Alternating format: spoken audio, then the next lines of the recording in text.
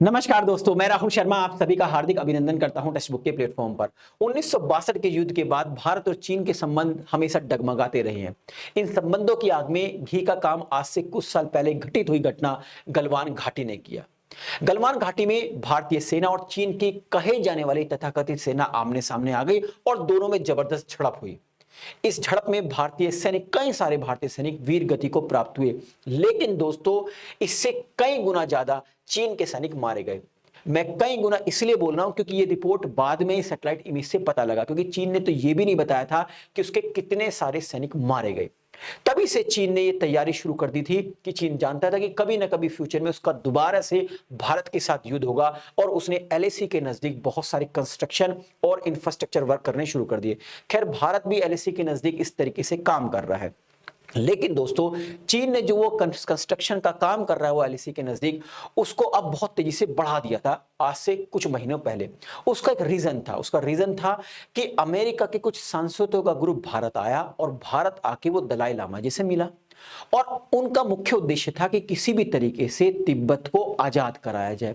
अब जैसे ये स्टेटमेंट दिया गया सांसदों के द्वारा अमेरिका के, तब से चीन को एक बात समझ में आ गई और चीन परेशान है। वो ये समझ गया है कि भारत और अमेरिका मिलकर तिब्बत को आजाद कराने की कोशिश कर रहा है। मैं आपको बता दूं दोस्तों, 1952 में एक स्वतंत्र मुल्क तिब्बत पर चीन ने कब्जा कर लिया था, और तभी से चीन ये कहता है कि तिब्बत उसका अभिन्न अंग है।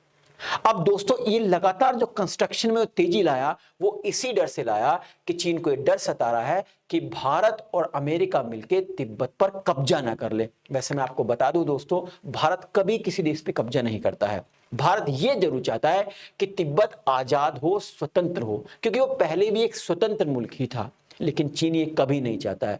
अब वो जो कंस्ट्रक्शन की मैं बात कर रहा हूं, जो एलएसी के नजदीक बढ़ाया है, बहुत तेजी की है चीन ने, आज हम उसी कंस्ट्रक्शन की बात करेंगे कि किस तरीके से वहां पर एक पूरा विलेज यानी गांव बसा दिया एलएसी के नजदीक अरुणाचल प्रदेश के पास चीन ने।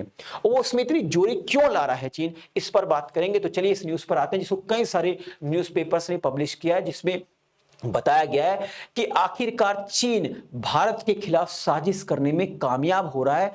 एलएसी के पास चीनी मॉडल गांव में लोगों का बसना शुरू हो चुका है, यानी कि एलएसी के नजदीक उसने पूरा का पूरा एक मॉडल विलेज क्रिएट कर दिया है।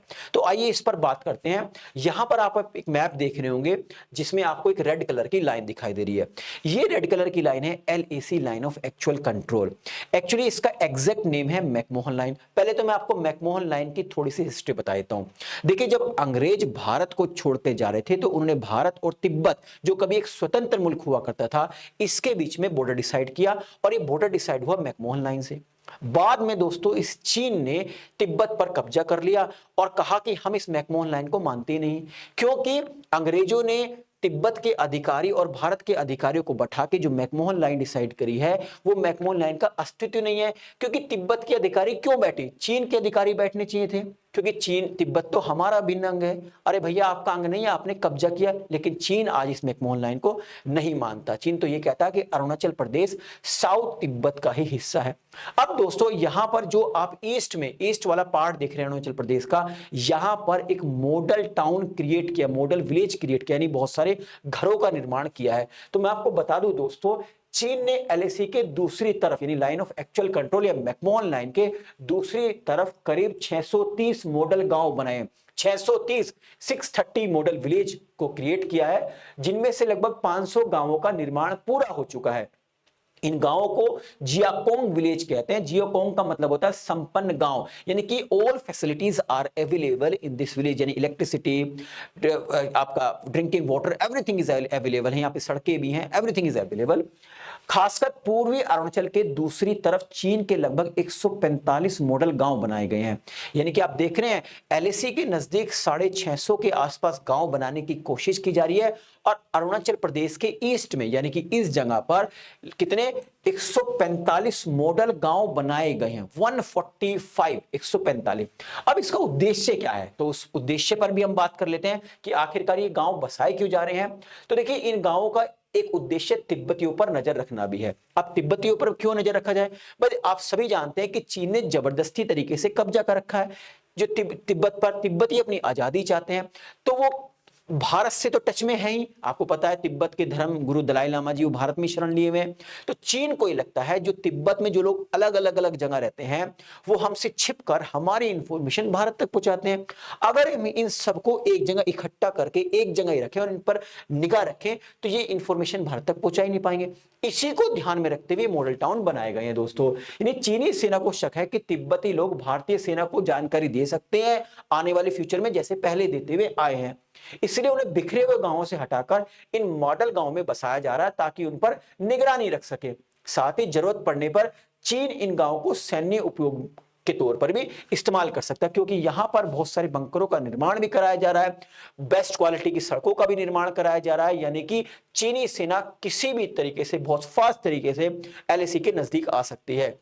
यानी कि अगर युद्ध छिड़ता है, क्योंकि बहुत सारी रिपोर्ट्स ने बताया है, बहुत सारे इंस्टीट्यूशन ने, इवन अमेरिका के इंस्टीट्यूशंस ने, इवन रशिया के इंस्टीट्यूशंस ने भी ये बताया है कि सन 2030 तक भारत और चीन के बीच में जबरदस्त झड़प देखने को मिल सकती है।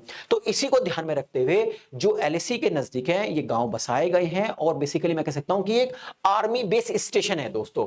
ठीक है, वैसे मैं आपको बता दूं अक्टूबर 2020 में चीन ने एक नया भूमि सीमा कानून पास किया था जो 1 जनवरी 2022 से लागू हुआ। इस कानून के तहत चीन बॉर्डर वाले इलाकों में अपने आम नागरिकों को बसाने का काम कर रहा है।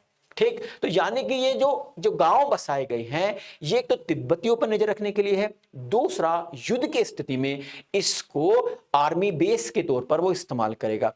अब ये गांव है या आर्मी बेस स्टेशन है ये तो आने वाली जानकारी में पता लगेगा। ठीक है, लेकिन चीन तो अभी दुनिया के सामने यही बताने की कोशिश कर रहा है कि ये बेसिकली गांव है, हम यहाँ पे लोगों की बसाने की कोशिश कर रहे हैं। तो आई थिंक इस वीडियो के माध्यम से जो इन्फॉर्मेशन मैं आप तक पहुंचाना चाहता वो पहुंच गई होगी। एक इन्फॉर्मेशन और देता हूं दोस्तों, अगर आपका यूपीएससी सीएससी में पब्लिक एडमिशन ऑप्शनल सब्जेक्ट है तो इसकी लाइव क्लासेस स्टार्ट हो चुकी हैं, अभी 1 से 2 ही क्लास हुई हैं। अगर आप इस कोर्स को ज्वाइन करना चाहते हैं तो इस वीडियो के डिस्क्रिप्शन में एक लिंक दी गई है, इस लिंक पर क्लिक कीजिए, सिंपल से स्टेप्स को फॉलो कीजिए, मेरे कूपन कोड आर शर्मा का आप इस्तेमाल कर सकते हैं, सब्सक्रिप्शन फीस में आपको डिस्काउंट मिल जाएगा। इस कोर्स से संबंधित आपकी कोई क्वेरी है, कोई डाउट है तो यहां पर एक क्यूआर कोड दिया गया, उसको स्कैन कीजिए, आप मेरे टेलीग्राम ग्रुप से जुड़ सकते हैं, वहां पर आप मेरे से डिस्कशन कर सकते हैं।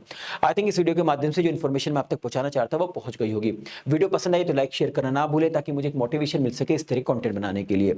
अगर आपने अभी तक हमारे चैनल को सब्सक्राइब नहीं किया तो चैनल को सब्सक्राइब करना ना भूलें और आप बेल आइकन जरूर प्रेस करें ताकि जो भी मेरी वीडियो है उसका नोटिफिकेशन आप तक पहुंचता रहे। आप सभी का बहुत बहुत शुक्रिया। नमस्कार, जय हिंद दोस्तों।